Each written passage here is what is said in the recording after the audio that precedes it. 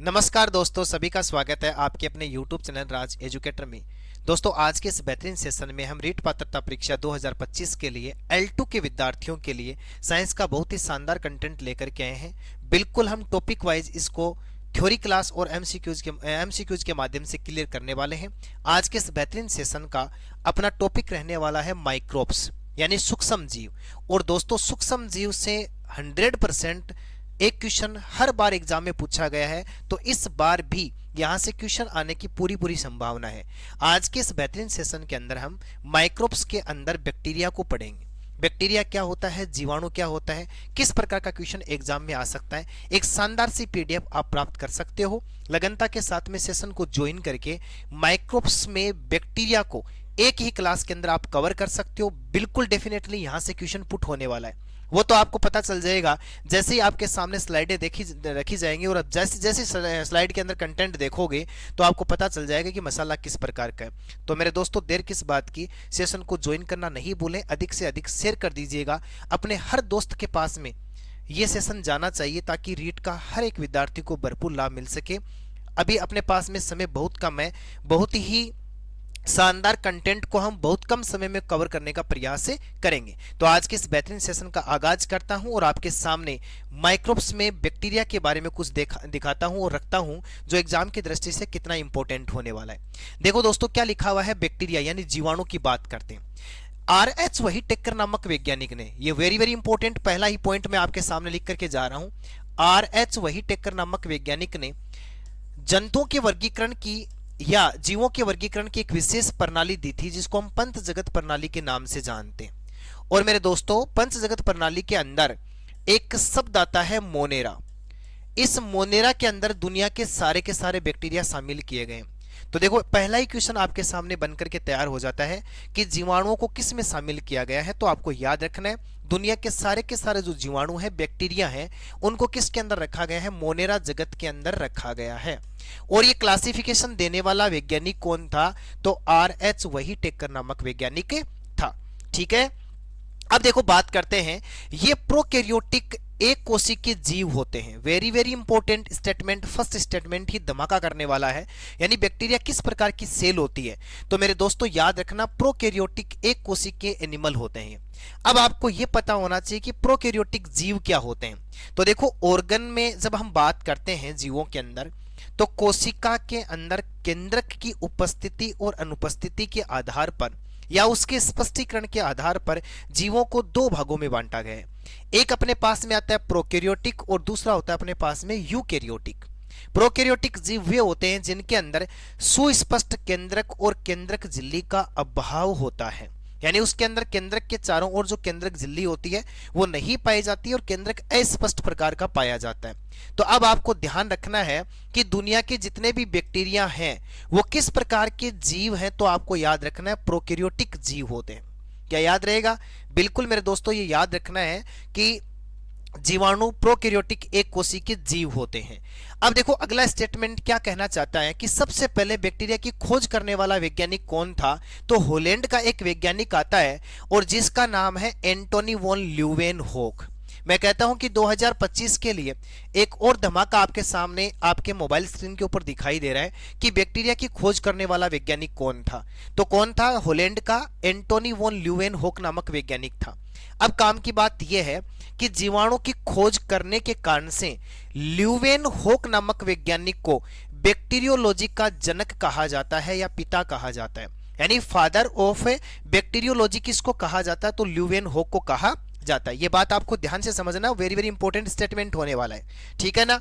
अब देखो, बात यह आती है कि भाई हमें यह भी पता चल गया कि जीवाणु की खोज किसने की।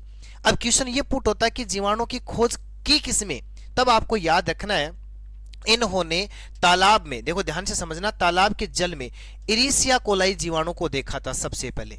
कौन से बैक्टीरिया को देखा था? इस्चीरिया कोलाई कह सकते हो या इरिसिया कोलाई कह सकते हो या ई कोली बैक्टीरिया के नाम से जिसको जानते। इसके अलावा आपको याद रखना है मानव की आंतन में भी ई कोली जीवाणु पाया जाता है। तो सबसे पहले कौन सा बैक्टीरिया खोजा गया? ई कोली बैक्टीरिया खोजा गया। ठीक है, जीवाणुओं के अध्ययन को क्या कहते हैं, तो नाम से स्पष्ट है कि जीव विज्ञान की वह शाखा जिसमें जीवाणुओं का अध्ययन किया जाता है उसको बैक्टीरियोलॉजी के नाम से जानते हैं बच्चों। ठीक है ना। तो मेरे दोस्तों ये स्टेटमेंट आपके सामने मैंने बैक्टीरिया के बारे में रखी। अब इस कड़ी को मैं आगे बढ़ाता हूं और आपके सामने बैक्टीरिया के बारे में और शानदार सी बातें। अब बैक्टीरिया कहां पर पाया जाता है, तो याद रखना बैक्टीरिया जो होता है वो सर्वव्यापी होता है। इसका मतलब क्या होता है, ये सभी जगह पाया जाता है। ये थल पर भी होता है, जल में भी पाया जाता है, हवा में भी पाया जाता है, सभी प्रकार के आवास के अंदर बैक्टीरिया देखा जा सकता है। तो देखो, स्थल है, मृदा है, वायु है, जल है, भोजन है, जंतु तथा पादप, सभी में क्या पाए जाते हैं, बैक्टीरिया पाए जाते हैं। अब काम की बात देख लो, यानी प्रति ग्राम मिट्टी की बात करें, 1 ग्राम मिट्टी को यदि मैं लेता हूं और काउंट करता हूं और उसमें बैक्टीरिया को देखने का प्रयास करता हूं, तो मेरे दोस्तों 2.5 अरब जीवाणु उसके अंदर पाए जाते हैं। मात्र 1 ग्राम मिट्टी के अंदर बैक्टीरिया की संख्या अगला कितनी बता रहा है, यानी 2.5 अरब पाए जाते हैं। 2.5 अरब यहां पर देखने को मिलते हैं। अब देखो, कुछ जीवाणु जो बर्फ तथा उबलते हुए जल में भी जीवित रहते हैं, ये जो है जीवित रहते हैं। देखो ठीक है, मानव आंत में ई कोली, मैं आपको थोड़ी देर पहले ही बता चुका हूं कि मानव आंत में कौन सा बैक्टीरिया पाया जाता है, इरिसिया कोलाई पाया जाता है। देखो यहां पर इसको आप 11th एनसीईआरटी के अनुसार इसको इस्चीरिसिया भी कह सकते हो, ठीक है ना। इसको शॉर्ट में पढ़ने के लिए क्या नाम दिया गया, ई कोलाई नाम दिया गया। अब काम की बात सुनो, जीवाणुओं की देखो लंबाई की बात करते हैं। जीवाणुओं में सबसे कम लंबाई यू बैक्टीरियम और डाइलिस्टर न्यूमोसिंटिस की है। याद रखना सबसे कम लंबाई वाला बैक्टीरिया कौन सा है, तो आपको याद रखना यू बैक्टीरियम पाया जाता है जिसका नाम डाइलिस्टर है। तो याद रखना, मैं यहां पर बॉक्स बना देता हूं और आपको पीडीएफ में मिल जाएगा मेरे दोस्तों। अब काम की बात, अधिकतम लंबाई किसकी पाई जाती है, तो देखो स्पाइरिलम और वोलुटेंस नामक बैक्टीरिया सबसे लंबा बैक्टीरिया है दुनिया का, ठीक है ना। तो ये बैक्टीरिया के बारे में वेरी वेरी इंपॉर्टेंस है, पोस्टमार्टम किया जा रहा है। इतनी शानदार पीडीएफ आपके सामने रखी जाएगी, बिल्कुल सारे के सारे टॉपिक को कवर करवाने वाला हूं। अब देखो, सबसे बड़ा जीवाणु की बात करते हैं तो बेगिया टोवा मिराबिलिस है, जो दुनिया का सबसे बड़ा जीवाणु है। याद रखना, बेगिया टोवा मिराबिलिस जो बैक्टीरिया होता है वो दुनिया का सबसे बड़ा बैक्टीरिया माना जाता है। अब हम बात करते हैं इसकी संरचना की, कि जीवाणु की संरचना कैसी होती है। देखो, जीवाणु में प्राय 1 या अधिक छोटे गुणसूत्र भी होते हैं जिन्हें प्लाज्मिड कहते हैं। याद रखना, जैसे देखो फॉर एग्जांपल मैं बता देता हूं आपको, ये अपने पास में ई कोली जीवाणु मान लेते हैं, ठीक है ना। अब इसमें खुद का डीएनए तो है ही है, इसके अलावा इसके अंदर एक वर्ताकार या वर्तुल डीएनए और पाया जाता है, जिसको हम किसके नाम से जानते हैं, प्लाज्मिड के नाम से जानते हैं। तो मेरे दोस्तों वेरी वेरी इंपॉर्टेंट है, प्लाज्मिड किसके अंदर पाया जाता है, बैक्टीरिया में पाए जाने वाले अतिरिक्त वर्तुल डीएनए को किसके नाम से जानते हैं, प्लाज्मिड के नाम से जानते हैं। और याद रखना, ये जो प्लाज्मिड होता है ये बायोटेक के अंदर वाहक के रूप में काम आता है, वेक्टर के रूप में काम में आता है। अब देखो, मैं सीक्वेंस को आगे बढ़ा देता हूं और आपके सामने रख देता हूं। इसमें दृढ़ कोशिका भित्ति पाई जाती है। याद रखना, जीवाणु के अंदर कोशिका भित्ति प्रेजेंट होती है और एग्जाम में पूछा जा सकता है कि जीवाणुओं की कोशिका भित्ति किसकी बनी होती है, तो मेरे दोस्तों भूल मत जाना, पेप्टिडोग्लाइकॉन की बनी होती है, जिसे सामान्य भाषा में म्यूरिन कहते हैं। जिसे सामान्य भाषा में क्या कहते हैं, म्यूरिन कहते हैं, ठीक है ना। तो आप याद रखना आपको कि जीवाणुओं की कोशिका भित्ति किसकी बनी होती है, पेप्टिडोग्लाइकॉन की बनी होती है, जिसे नॉर्मली लैंग्वेज के अंदर हम उसको किसके नाम से जानते हैं, म्यूरिन के नाम से जानते हैं। अब देखो ध्यान देना, कोशिका झिल्ली की जब मैं बात करूंगा तो प्रोटीन और फोस्फोलिपिड की बनी होती है, ठीक है ना। और फोस्फोलिपिड की भी मैं बात करूं तो एक फोस्फोलिपिड है जिसका नाम याद रख लेना, लेसिथिन। लेसिथिन से क्या बनी होती है, बैक्टीरिया की कोशिका झिल्ली बनी होती है, ठीक है। अब जीवाणु की कोशिका में पूर्ण विकसित केंद्रक नहीं पाया जाता, तो मैं आपको पहले ही बता चुका हूं कि बैक्टीरिया वो सेल होती है जिसके अंदर सुस्पष्ट केंद्रक का अभाव पाया जाता है, बिल्कुल याद रखना है। अब काम की बात सुन लो, कोशिका द्रव्य में 17 प्रकार का राइबोसोम पाया जाता है। समस्त प्रोकैरियोटिक जीवों की कोशिका के अंदर 17 प्रकार का राइबोसोम पाया जाता है, ठीक है। अब देखो काम की बात, इसके अंदर जो माइटोकॉन्ड्रिया होता है वो देखो, मैं आपको पहले ही बता रहा हूं कि बैक्टीरिया के अंदर सुस्पष्ट केंद्रक नहीं पाया जाता है।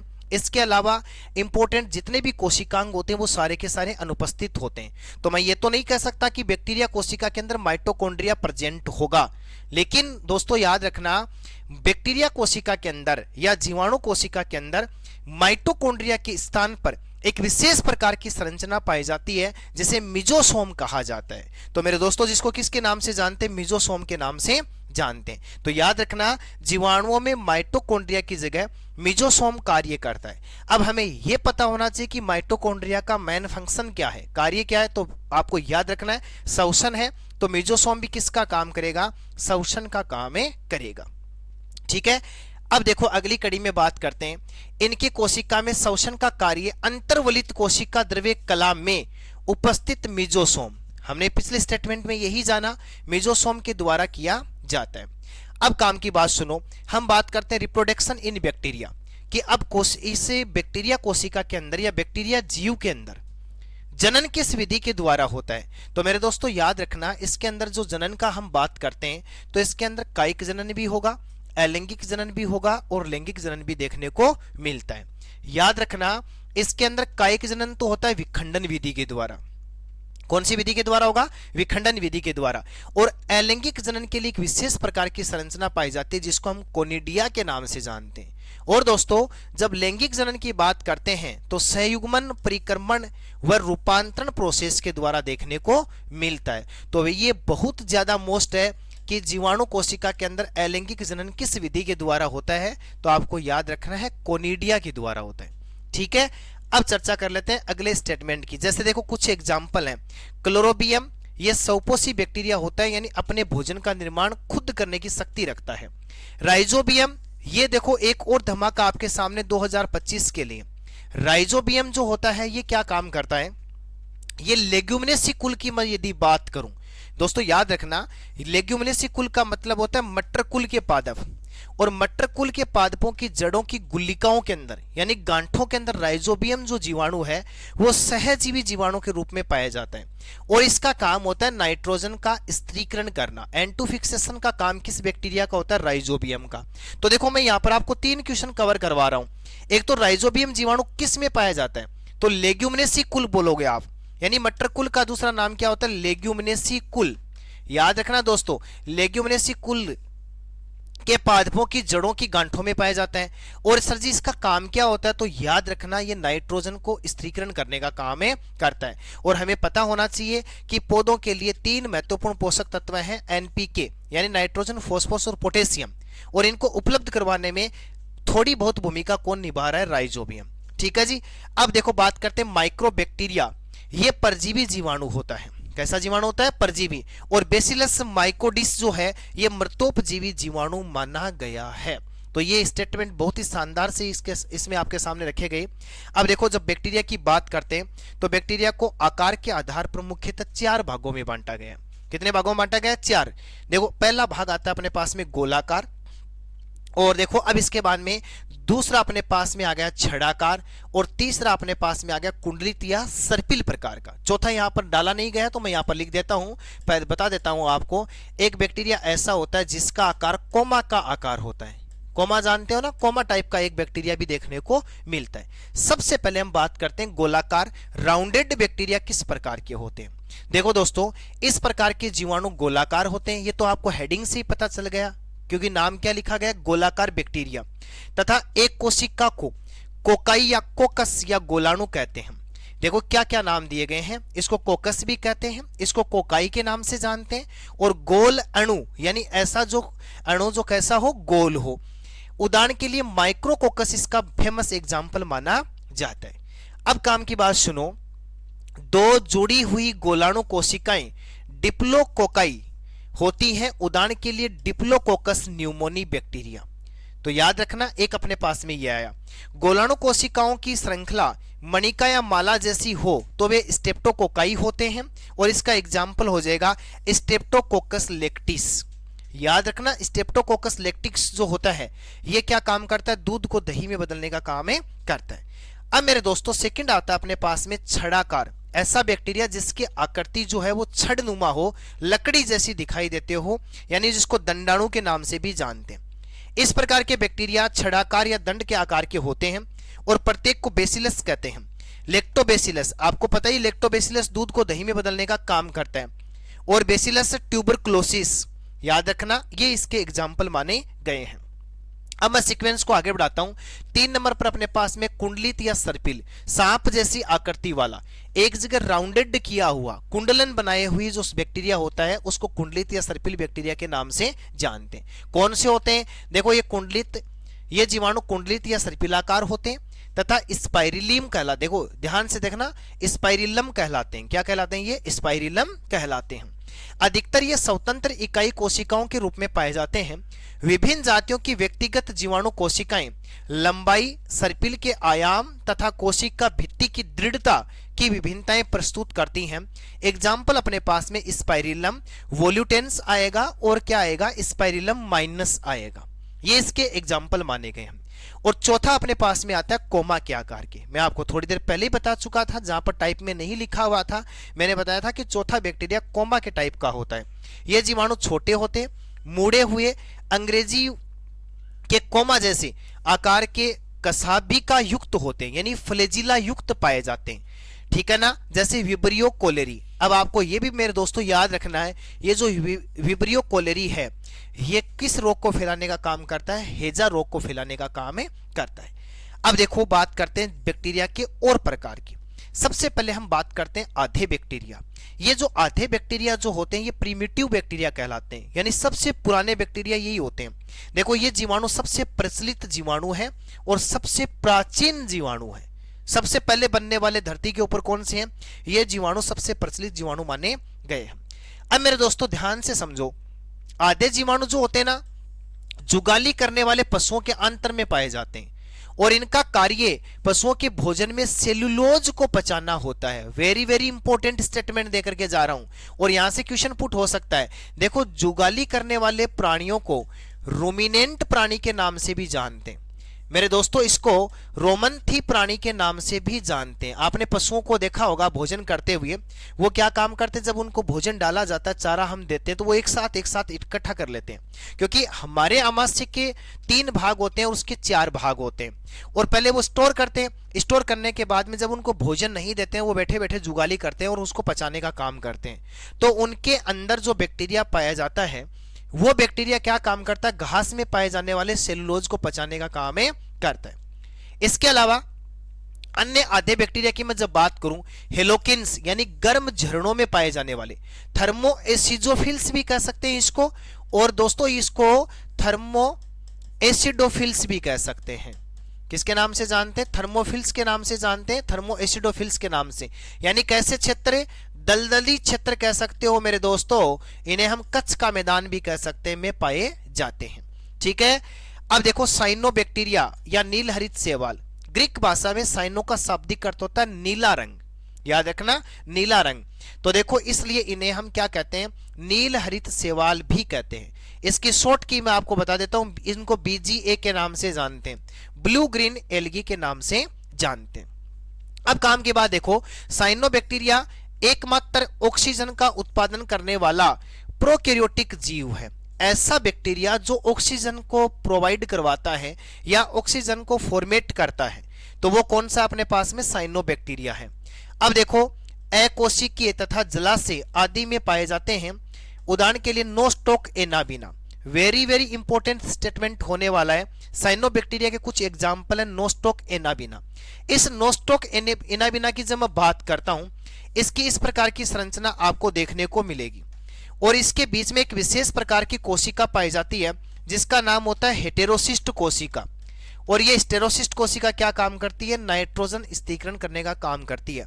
तो कई बार एग्जाम में पूछा गया कि नोस्टोक एनाबिना के अंदर कौन सी सेल है जो क्या करती है? एंटो फिक्सेशन का काम करती है। तो दोस्तों करेक्ट आंसर देना आपको हेटेरोसिस्ट कोशिका। ठीक है ना।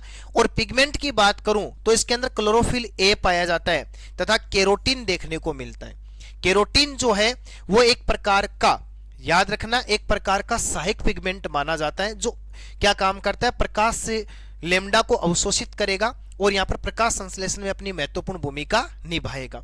अब मैं सीक्वेंस को आगे बढ़ाता हूं और आपके सामने देखो काम की बात रख देता हूं। प्रदूषित जल में इसके अधिक मात्रा में उत्पन्न होने पर इसे शैवाल पुष्पन भी कहा जाता है। साइनोबैक्टीरिया का एक विशेषता होता है कि जो पोल्यूटेड वो जो वाटर होता है उसके अंदर ये ज्यादा मात्रा में ग्रो करने लग जाता है, इसलिए इसको क्या नाम दिया गया? शैवाल पुष्पन भी नाम दिया गया।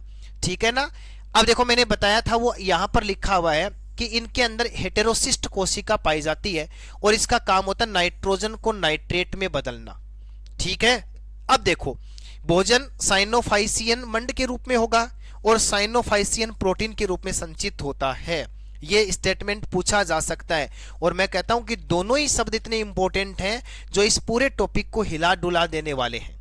यानी कई बार ये पूछ लेते हैं कि बैक्टीरिया सेल के अंदर जो संचित फूड मटेरियल होता है वो किसके रूप में पाया जाता है, तो आपको याद रखना साइनोफाइसियन मंड, मंड स्टार्च ही होता है और किसके रूप में होता है, प्रोटीन के रूप में होता है। अब देखो दोस्तों एक्टिनोमाइसिटस की बात करते हैं। ग्राम पॉजिटिव की मैं जब बात करता हूं, ग्राम पॉजिटिव बैक्टीरिया जो शाखित तंतु एवं बीजाणु बनाते हैं, खास तौर पर कवक माने जाते हैं। नॉर्मली देखो इसको क्या कहा जाता है, फंजाई कहते हैं, कवक के नाम से जानते हैं। और इस प्रकार के जीवाणु जो होते हैं एंटीबॉडी स्ट्रेप्टोमाइसिन, ध्यान से देखना, स्ट्रेप्टोमाइसिन और टेट्रासाइक्लिन नहीं, टेट्रासाइक्लिन, देखो मैं यहां पर लिख देता हूं, टेट्रासाइक्लिन बनाते हैं। ठीक है ना। तो देखो ये अपने पास में क्या होते हैं, प्रतिजैविक प्रतिरोधी जीन होती है जिसको बनाने का काम ये बैक्टीरिया करता है। क्लेमाइडिया का आपको पता ही है, ये जीवाणु यौन संक्रमण फैलाते हैं और पोषण के आधार पर अब जीवाणु किस प्रकार के होते हैं। सबसे पहला सिंपल सा स्टेटमेंट है जो एग्जाम की दृष्टि से काफी महत्वपूर्ण है कि सबसे पहला कौन सा बैक्टीरिया आता है, भोजन के आधार पर सउपोषी।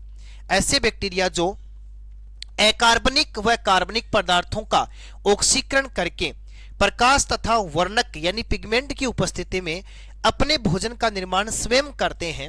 ये जीवाणु या बैक्टीरिया पर्णहरित उच्च श्रेणी के पौधों में पाए जाने वाले पर्णहरित की तरह ही मैग्नीशियम का यौगिक है और यह पर्णहरित क्रोमेटोफोर पर विकसित होता है। वेरी वेरी इंपॉर्टेंट स्टेटमेंट है दोस्तों, ध्यान देना।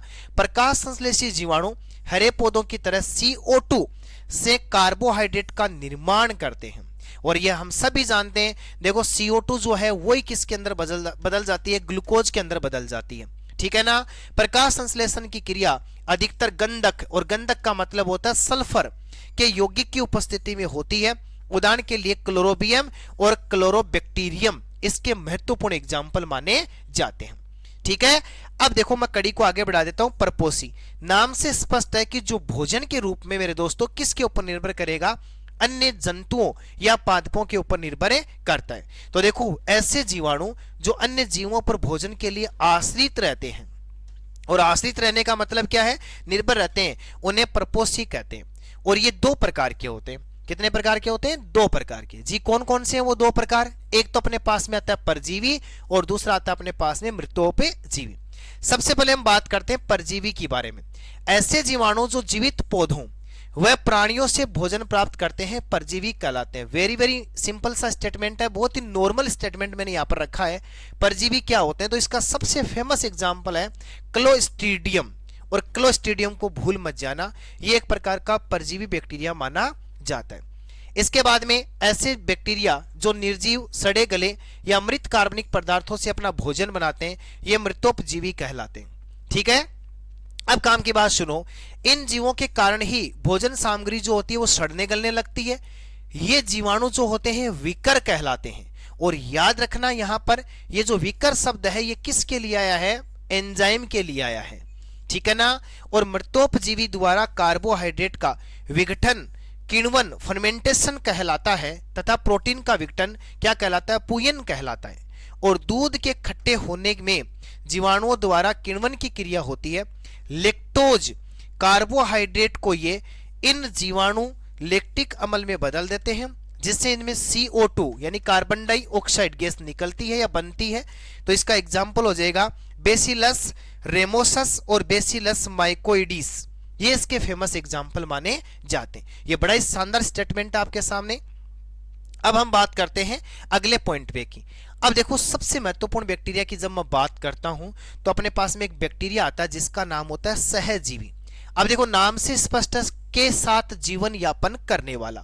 कुछ जीवाणु अन्य पौधे और जंतुओं के साथ में रहते हैं और दोनों ही लाभान्वित होते हैं। यानी इसमें क्या होता है, सहजीवी का मतलब होता है इसका क्लाइमेट इस प्रकार का होता है कि दोनों को ही क्या होता है, लाभ मिलता है। ठीक है ना। जैसे लेग्यूमिनेसी कुल के पौधों यानी मटर कुल को कहा जाता है कि जड़ों की ग्रंथिकाओं, और ग्रंथिकाओं को किसके नाम से जानते हैं? गांठों के नाम से जानते हैं। मेरे दोस्तों, इनको आप गुल्लिका भी पढ़ सकते हो, ठीक है ना। इसमें एक विशेष प्रकार का सहजीवी जीवाणु पाया जाता है और उसका नाम होता है राइजोबियम, ठीक है, जो काम करता है नाइट्रोजन का स्थिरीकरण कर पौधे के उपयोग हेतु नाइट्रोजन प्रदान करता है और पौधा जीवाणु को कार्बोहाइड्रेट तथा रहने हेतु आश्रय देने का काम करता है। इस प्रकार आपस में एक दूसरे को लाभ पहुंचाकर जीवन यापन करते हैं। इस प्रकार के संबंध को ही किसके नाम से जानते हैं? सहजीविता के नाम से जानते हैं। और इसका एक एग्जाम्पल और है माइकोराइजा। क्या है इसका एग्जाम्पल? माइकोराइजा। याद रखना, इस माइकोराइजा के बारे में मैं बता देता हूं आपको। माइकोराइजा का जो संबंध है वह कवक व उच्च पादप के बीच में होता है, ठीक है। और ये क्या काम करता है माइकोराइजा? ये राइजोबियम की तरह फॉस्फोरस उपलब्ध करवाने का काम करता है, जबकि राइजोबियम क्या देता है? नाइट्रोजन। और ये क्या प्रोवाइड करवाता है? फास्फोरस को प्रोवाइड करवाता है। अब सीक्वेंस देखो, जीवाणुओं का आर्थिक महत्व है। सिग्निफिकेंस देखना आपको, इकोनॉमिक सिग्निफिकेंस ऑफ बैक्टीरिया। जीवाणुओं का आर्थिक महत्व क्या होता है? तो देखो, कृषि के क्षेत्र में यदि मैं बात करूं, वेरी वेरी इंपॉर्टेंट होने वाला, कृषि के क्षेत्र में किस प्रकार से इसकी उपयोगिता है। देखो, कृषि क्षेत्र में भूमि की उर्वरता बढ़ाने में पादपों के विकास हेतु नाइट्रोजन आवश्यक है। मैं आपको पहले ही बता चुका हूं कि प्लांट जो होते हैं वो 3 पोषक तत्वों को ही काम में लेते हैं मोस्टली। एक नाइट्रोजन है, एक फॉस्फोरस है और एक अपने पास में पोटेशियम है। तो देखो, कृषि के क्षेत्र की यदि मैं बात करूं, कौन सा बैक्टीरिया यहां पर काम आएगा? तो नाइट्रोजन आवश्यक है। पौधे नाइट्रोजन का उपयोग नाइट्रेट के रूप में करते हैं। वायुमंडल की स्वतंत्र नाइट्रोजन को नाइट्रेट में बदलकर या परिवर्तित करने वाले जीवाणु एक तो राइजोबियम है, एक एजोबैक्टर है और एक क्लोस्ट्रीडियम है। इन तीनों को रफ नोटबुक में बार बार लिख करके रट्टा लगा लेना है, क्योंकि एग्जाम की दृष्टि से एक डोज साबित होने वाला है। अब बात करते हैं नोट में क्या विशेष लिखा हुआ है। बेसिलस वुल्गेरिस की मैं यदि बात करूं, ये एमिनो एसिड को अमोनिया में बदल देते हैं, जैसे फॉर एग्जांपल नाइट्रोसोमोनास, तथा इसके बाद में नाइट्रोकोकस अमोनिया को नाइट्रेट में ऑक्सीकृत कर देते हैं। नाइट्रोबैक्टर की मैं यदि बात करूं, बेक्टोडर्मा नाइट्राइट्स की यदि मैं बात करूं, तो ये क्या काम करते हैं? उसको नाइट्रेट में बदलने का काम करते हैं। और काम की बात खाद्य जीवाणु की यदि बात करते हैं, जैसे मिथेनोजेनिक। याद रखना, कुछ बैक्टीरिया ऐसे होते हैं जो क्या काम करते हैं? जैव उर्वरक का काम करते हैं। तो मेथेनोजन बैक्टीरिया जो होता है वो कार्बनिक पदार्थों को खाद यानी गोबर गैस प्लांट या बायोगैस में बदलने का काम करते हैं। तो आपको याद रखना कि गोबर के अंदर मीथेन पाई जाती है और उस मीथेन को तोड़ने वाला बैक्टीरिया मेथेनोजन बैक्टीरिया कहलाता है। अब सीक्वेंस की बात करो, डेयरी उद्योग की बात करते हैं, तो देखो मक्खन है, चीज है, दही है, सिरका है आदि प्राप्त करने के लिए विभिन्न प्रकार के जीवाणु काम आते हैं। जैसे देखो फॉर एग्जांपल हम बात करते हैं दूध से दही बदलने के लिए, दूध को दही में बदलने के लिए कौन सा बैक्टीरिया काम आता है? तो देखो आपको याद रखना है, इसके अंदर हमें पता होना चाहिए कि दूध के अंदर लैक्टिक एसिड होता है। तो इसमें देखो क्या होता है, एक बैक्टीरिया काम आता है जिसका नाम होता है लैक्टोबैसिलस बैक्टीरिया। क्या आता है? लैक्टोबैसिलस, जिसको हम LAB के नाम से जानते हैं, लैक्टो एसिड और बेसिलस के नाम से जानते हैं। ठीक इसी प्रकार से हम बात करता हूं सिरका, और सिरका की जब मैं बात करता हूं तो इसके अंदर आता है एसिटोबैक्टर एसिटोबैक्टर और इसके अंदर आता है एसिटाई बैक्टीरिया, ठीक है ना। अब कड़ी को देखो, मक्खन तथा चीज में एक विशेष प्रकार की सुगंध भी जीवाणुओं की प्रक्रिया से ही उत्पन्न होती है। कुछ जीवाणु दूध को लैक्टोज शर्करा को किण्वन द्वारा लैक्टिक अम्ल में बदल देते हैं और इसी के कारण से दूध कैसा हो जाता है? खट्टा हो जाता है। अब डेयरी उद्योग में पाश्चीकरण की करके देखो दूध को कैसे कर देते हैं? पाश्चीकृत कर देते हैं। इससे दूध में जीवाणुओं की संख्या कम हो जाती है, जिससे दूध अधिक समय तक रखा जा सकता है। दूध के प्रोटीन, अब याद रखना, दूध के अंदर एक प्रोटीन पाई जाती है जिसका नाम होता है केसिन प्रोटीन, को जमाकर जीवाणु द्वारा किण्वन करने से पनीर बनाया जाता है। तो ये शानदार सा स्टेटमेंट आपके सामने रखा गया, एक ही PDF में इसको कंप्लीट कर लेंगे। देखो दोस्तों, ये याद रखना, दूध की बात करते हैं, लैक्टोबैसिलस केसी जो होता है वो बैक्टीरिया इसको दही में बदलने का काम करता है। आज तक आपको ये पढ़ाया गया था कि दूध को दही में बदलने वाला बैक्टीरिया लैक्टोबैसिलस जीवाणु है, लेकिन यदि मैं उसका डीप स्टडी करना चाहूं तो मैं आपके सामने रखूंगा दूध को दही में बदलने वाला बैक्टीरिया है लैक्टोबैसिलस केसी। भूल मत जाना, वेरी वेरी इंपॉर्टेंट है। लेकिन यदि आप दूध से बनाना चाहते हो मक्खन, जिस बैक्टीरिया को काम में लेंगे स्ट्रेप्टोकोकस लैक्टिस को काम में लेंगे। याद रखना, स्ट्रेप्टोकोकस लैक्टिस को काम में लेंगे। और दूध से जब आप पनीर बनाओगे तो लैक्टोबैसिलस लैक्टिस को काम में लोगे। और दूध से जब आपको योगर्ट बनाना है तो लैक्टोबैसिलस वल्गेरिस को काम में लेंगे। इस स्क्रीनशॉट को लेना नहीं भूलें, ये वो स्क्रीनशॉट है जो एक क्वेश्चन आपको डेफिनेटली दर्शन दिलाने वाला है। अब बात करते हैं अगले स्टेटमेंट की। अब देखो, बैक्टीरिया से कोई हानि भी होती है क्या? डेफिनेटली अधिकांश बैक्टीरिया ऐसे होते हैं जो मनुष्य, पशुओं तथा पेड़ पौधों में रोग फैलाने का काम करते हैं। इस कड़ी में देखो, सबसे पहले अपने पास में आता है भोजन का विषाक्त हो जाना। देखो, एक बैक्टीरिया है जिसका नाम है क्लोस्ट्रीडियम बोटुलिनम। जीवाणु भोजन को विषाक्त करता है जिससे उल्टी दस्त हो जाते हैं और व्यक्ति की मृत्यु भी हो सकती है। अगला स्टेटमेंट, विनाइट्रीकरण, यानी कुछ जीवाणु मृदा में उपस्थित नाइट्रोजन यौगिकों का अपघटन कर उन्हें वायुमंडलीय नाइट्रोजन में बदल देते हैं। ऐसे जीवाणु विनाइट्रीकारक जीवाणु कहलाते हैं और इन जीवाणुओं के द्वारा भूमि की उर्वरक शक्ति जो होती है वो क्या हो जाती है? लो हो जाती है, यानी कम हो जाती है। एग्जाम्पल, स्यूडोमोनास जीवाणु द्वारा होने वाला, ठीक है ना, इसका एग्जाम्पल है स्यूडोमोनास। अब देखो, अगला स्टेटमेंट है जीवाणुओं के द्वारा होने वाले प्लांट डिजीज, यानी पादपों में कौन कौन से रोग होते हैं।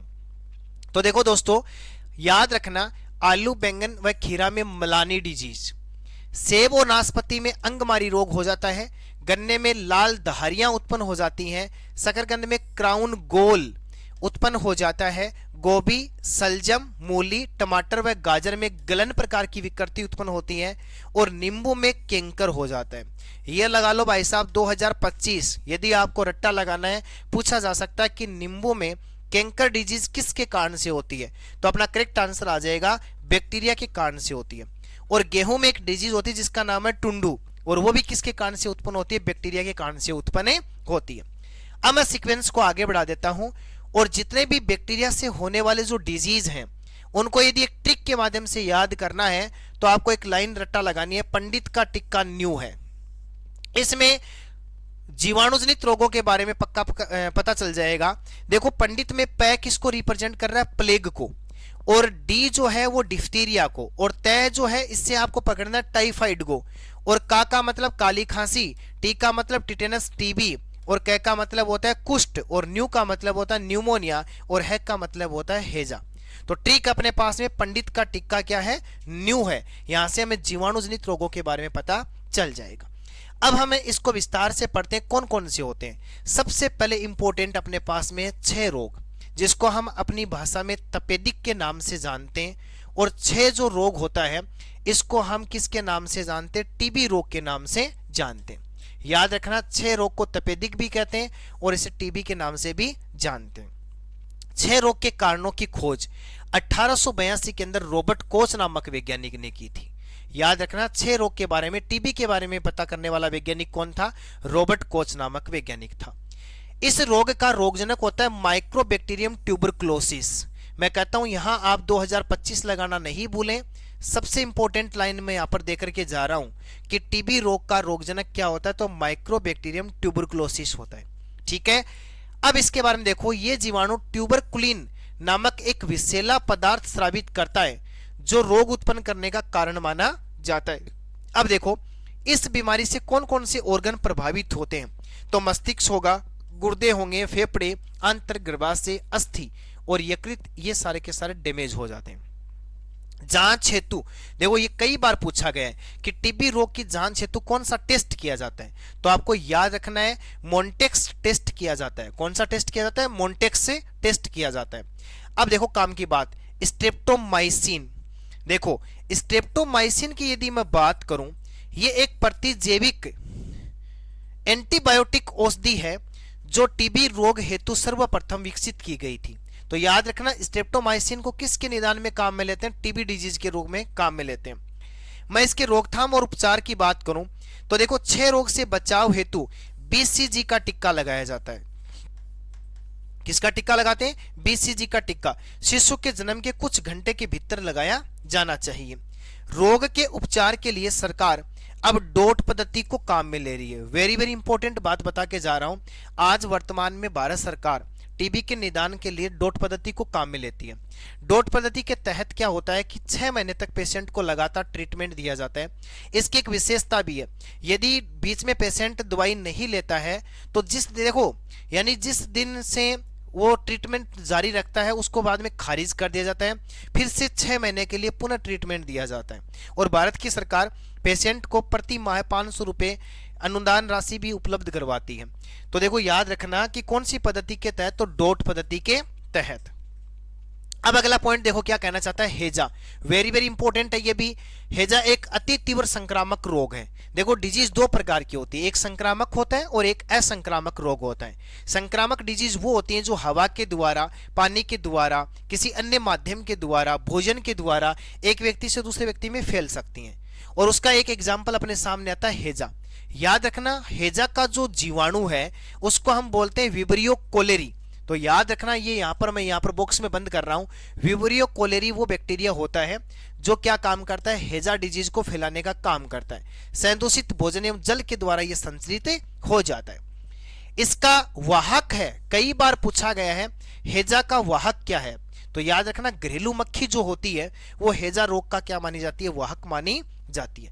अब सर जी इसके अंदर कौन सा ऑर्गन प्रभावित होगा, तो इसके अंदर याद रखना छोटी आंत्र सबसे ज्यादा प्रभावित होती है। लक्षण क्या है, चावल के पानी जैसे दस्त लगते हैं।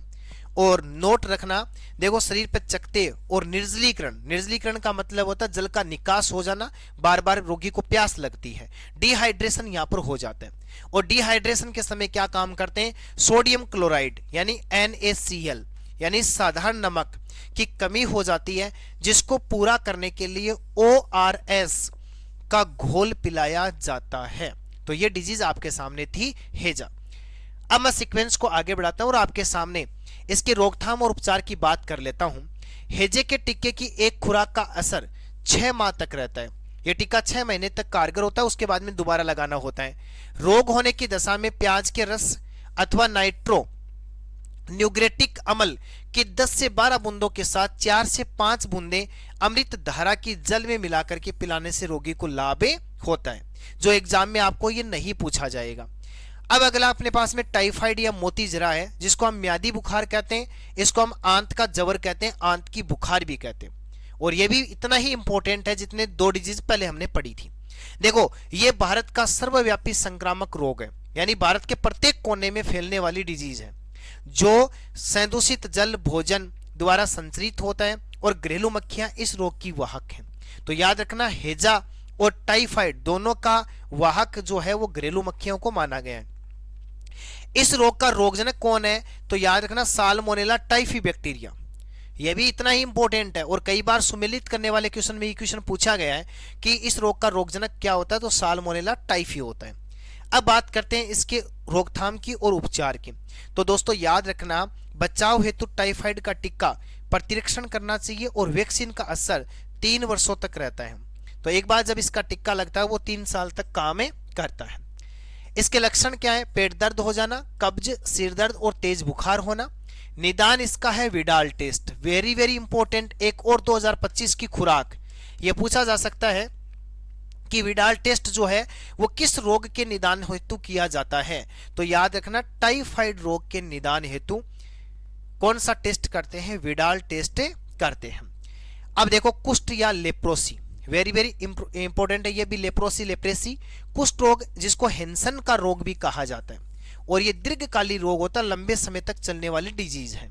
दोस्तों इसका बैक्टीरिया जो है वो है माइक्रोबैक्टीरियम लेप्री, नाम से स्पष्ट है। लेप्रोसी लेप्री माइक्रोबैक्टीरियम लेप्री होता है। रोगी से सर्वाधिक संक्रमणकारी स्राव रोगी की नाक द्वारा होता है। यह रोग छूने से भी फैल जाता है। संक्रमित माता से यह शिशु के अंदर फैल जाता है। इसका उपचार है, इस रोग के उपचार में BCG का टिक्का लगाया जाता है।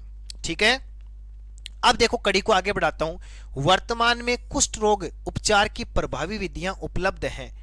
WHO विश्व स्वास्थ्य संगठन की यदि मैं बात करूं, उसकी उपचार प्रणाली के अंदर MDT 1981 से शुरू की गई, इससे इसका इलाज संभव हुआ है। ठीक है। अब देखो अगला एक और इंपॉर्टेंट डिजीज जिसको हम टिटेनस के नाम से जानते हैं, धनु स्तंभ के नाम से जानते हैं, या धनुष टंकार के नाम से जानते हैं, लोक जो डिजीज के नाम से जानते हैं। ये आपको कंफ्यूज कर सकता है, ये वर्ड आपके लिए नया हो सकता है कि लोक जो डिजीज किसको कहा जाता है।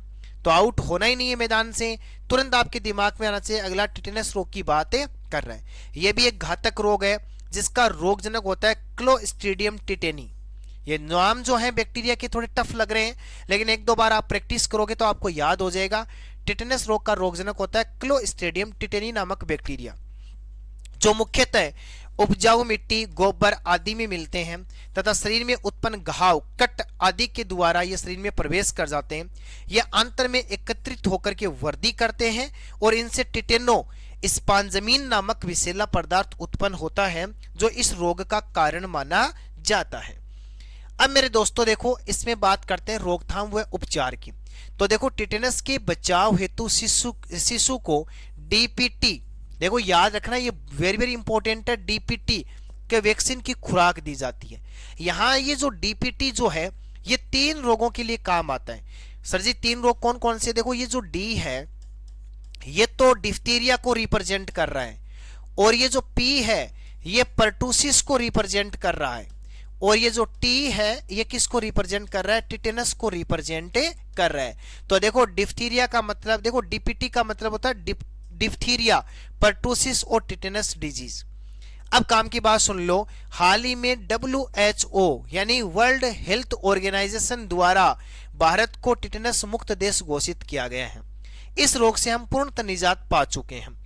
अब बात करते हैं डिफ्थीरिया, जिसको गलघोटू के नाम से भी जानते हैं, और इसका जो बैक्टीरिया होता है वो कॉर्नीबैक्टीरियम डिफ्थेरिया होता है, या कॉर्नीबैक्टीरियम डिफ्थेरी होता है।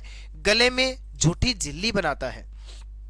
प्रभावित अंग क्या होगा? श्वास नली में हवा के द्वारा यह फैल जाता है। इसके बाद देखो इसकी बात करते हैं, अगला इंपॉर्टेंट अपने पास में आता है। इसके बचाव के लिए हम डीपीटी का टिक्का लगाते हैं। याद रखना दोस्तों, डीपीटी के फुल फॉर्म की यदि मैं बात करूं तो यहां पर अपने पास में डी का मतलब, बार बार मैं रिपीट कर रहा हूं, डिफ्थीरिया होगा, पी का मतलब पर्टूसिस होगा, और टी का मतलब क्या हो जाएगा? टिटेनस हो जाएगा। इसको भूल मत जाना। तो ये जो डिफ्थीरिया है इसके लिए भी हम डीपीटी का टिक्का लगाते हैं, और पर्टूसिस को काली खांसी के नाम से जानते हैं। ठीक है ना। अब मैं कड़ी को आगे बढ़ा देता हूं, और एक और डिजीज आपके सामने आती है जिसका नाम है प्लेग। और मेरे दोस्तों प्लेग की जब बात आएगी तो आपके दिमाग में आ जाना चाहिए पास्चुरेला, पास्चुरेला वर्जीनिया पेस्टिस नाम आना चाहिए, या फिर मेरे दोस्तों आपको याद रखना है इसको आप यारसीनिया पर्टूसिस के नाम से भी जान सकते हैं। किसके नाम से? यारसीनिया पर्टूसिस के नाम से भी जान सकते हैं। और क्या बता रहा है ये? सुजाक, सुजाक को गोनेरिया कहते हैं। सुजाक रोग का रोगजनक नाइसीरिया गोनेरियाई नामक जीवाणु है, जो यौन संपर्क द्वारा संक्रमित व्यक्ति से, देखो क्या होता है, असंक्रमित व्यक्ति में फैल जाता है। ठीक है। इसके लक्षण है जोड़ों में दर्द होना, मूत्र मार्ग में लालपन हो जाना, सूजन, तथा देखो क्या होता है, सूजन आ जाना, ये इसमें देखने को मिलता है। और इसकी रोकथाम व उपचार के लिए इस रोग में देखो बचाव हेतु हम क्या काम करते हैं इसके बारे में हम डिस्कस करते हैं। देखो वेश भागमन है, असुरक्षित और अवांछनीय यौन संपर्क से बचना चाहिए। रोग के उपचार हेतु देखो ये वेरी वेरी इंपॉर्टेंट होने वाला है, प्रोकेइन, पेनिसिलिन और स्ट्रेप्टोमाइसिन औषधि का उपयोग जो है वो डॉक्टर की सलाह के अनुसार करना चाहिए। सिफिलिस या आत्सक रोग की बात करते हैं तो सिफिलिस जो है वो ट्रिपोनिमा पेलिडम के कारण से होता है, ये आप भूलना नहीं है। यानी सिफिलिस रोग का रोगजनक होता है ट्रिपोनिमा पेलिडम बैक्टीरिया, और इसकी मैं बात करता हूं जो पेचदार या स्क्रू की आकृति का होता है। इसके रोकथाम और उपचार की जब चर्चा की जाएगी तो आपको समझना है वेश्यागमन, असुरक्षित एवं अवांछनीय यौन संपर्क से बचना चाहिए। रोग होने पर प्रोकेइन, पेनिसिलिन अथवा बेंजेथिन पेनिसिलिन औषधि का प्रयोग करना चाहिए। तो यह भी आपके लिए इंपॉर्टेंट होने वाला है। अब बात करते हैं काली खांसी, जो एग्जाम की दृष्टि से कई बार ये क्वेश्चन आया है और पूछे जाने की संभावना है। इस रोग में बच्चे को बहुत अधिक खांसी आती है। बच्चों में होने वाले इस रोग के जीवाणु का नाम होता है बोर्डिटेला पर्टूसिस। याद रखना, टेला पर्टूसिस होता है। प्रतिरक्षण हेतु शिशु अवस्था में या बचपन में ही किसका टीका लगा दिया जाता है? डीपीटी का टीका लगा दिया जाता है। तो दोस्तों इस प्रकार से आज के इस बेहतरीन सेशन के अंदर अपना इंपॉर्टेंट टॉपिक रहा माइक्रोब्स, और माइक्रोब्स में हमने बात किया है किसके बारे में? बैक्टीरिया के बारे में। आज का ये बेहतरीन सेशन जो है इसमें कंप्लीट बैक्टीरिया को कवर किया गया है। इस पूरी पीडीएफ को यदि आप कवर करते हैं तो बैक्टीरिया से आपका कोई भी क्वेश्चन गलत नहीं होने वाला है। माइक्रोब्स के अंदर हम किसके बारे में बात करेंगे? आज के इस बेहतरीन सेशन के अंदर हमने किसको पढ़ा? बैक्टीरिया को। इसके बाद में हमें माइक्रोब्स के अंदर वायरस यानी विषाणु के बारे में बात करना है, और कुछ फंजाई और कवक के बारे में बात करना है। इसके अलावा कुछ प्रोटोजोआ है जो मनुष्य के अंदर और पशुओं और पेड़ पौधों के अंदर रोग फैलाने का काम करते हैं। और दुनिया का ऐसा कोई कॉम्पिटिटिव एग्जाम नहीं रहा जिसमें इस टॉपिक से क्वेश्चन पुट नहीं किया गया हो। रीट का तो ये दुश्मन है, ये जाने दुश्मन माना जाता है बैक्टीरिया वाला टॉपिक, और यहाँ से क्वेश्चन हर साल पूछा जाता है। तो इसको बड़ी शिद्दत के साथ में आपको कवर करना है। फिर भी कोई डाउट है तो आप कमेंट कर सकते हैं। इसी प्रकार के बेहतरीन सेशन में हम फिर मिलेंगे, तब तक के लिए धन्यवाद।